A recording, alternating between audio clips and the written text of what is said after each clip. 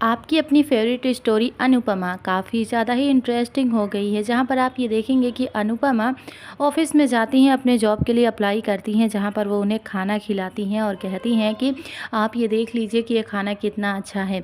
यानी कि डिग्रियां से कुछ भी नहीं होता है, खाने का स्वाद तो खाना खाने के बाद ही पता चलता है ना।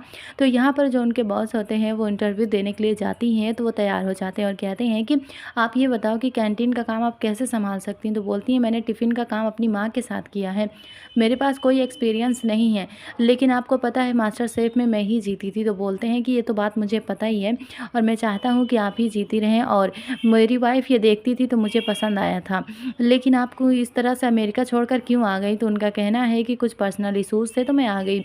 यहाँ पर जो अनुज होते हैं वो टैक्सी में बैठे होते, तो कुछ लड़के आकर उन्हें परेशान करते, उनकी हॉकी तोड़कर उन्हें वापस दे देते हैं और कहते हैं कि ये हॉकी अपने पास रखो।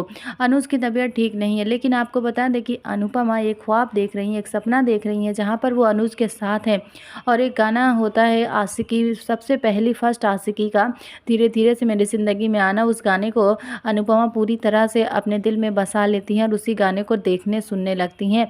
लेकिन जिस तरह से अब यहाँ पर अनुज टैक्सी चलाते हैं तो सामने से आ जाता है एक बाइक वाला और सॉरी बोलकर निकल जाता है, झटका लगता है तो अनुपमा की आंखें खुल जाती हैं और कहती हैं कि अच्छा, ये मेरा सपना था लेकिन एक दिन पूरा ज़रूर हो जाएगा। यहाँ पर आध्या से मिलने के लिए बहुत परेशान है अनुज और कहते हैं कि मुझे पता है कि वो मेरी बेटी ही थी, क्योंकि कान्हा जी का शुक्र है कि वो मुझे मेरी बेटी मिल चुकी है और मैं जानता हूँ कि वो मेरी मुश्किलों को आसान करें। अगर आपके पास कोई काम नहीं है तो क्या मंदिर जा सकते हैं और हम वहाँ पर उनका धन्यवाद बोलेंगे और अपनी बेटी को ढूंढने की कोशिश करेंगे।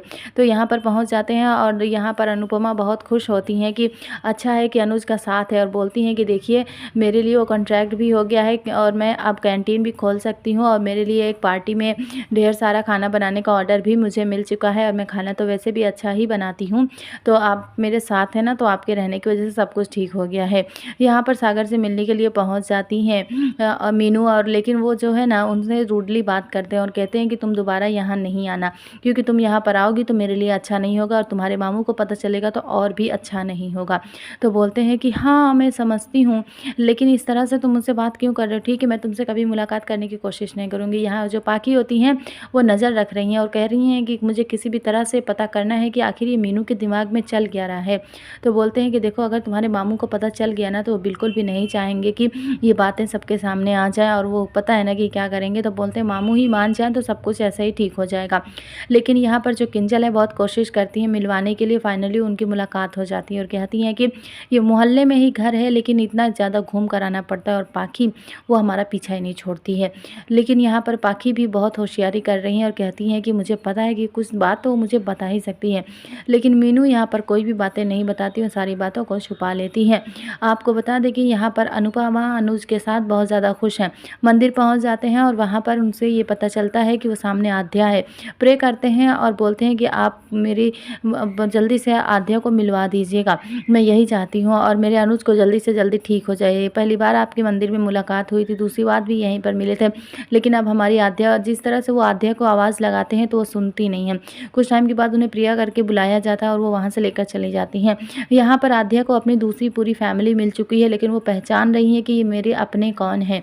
तो आप हमें कमेंट्स करके ज़रूर बताइएगा कि क्या आध्या को अनुपमा से मिलना चाहिए या फिर अनुज से मिलना चाहिए। अनुज को आप पहले की तरह देखने के लिए कितने एक्साइटेड हैं।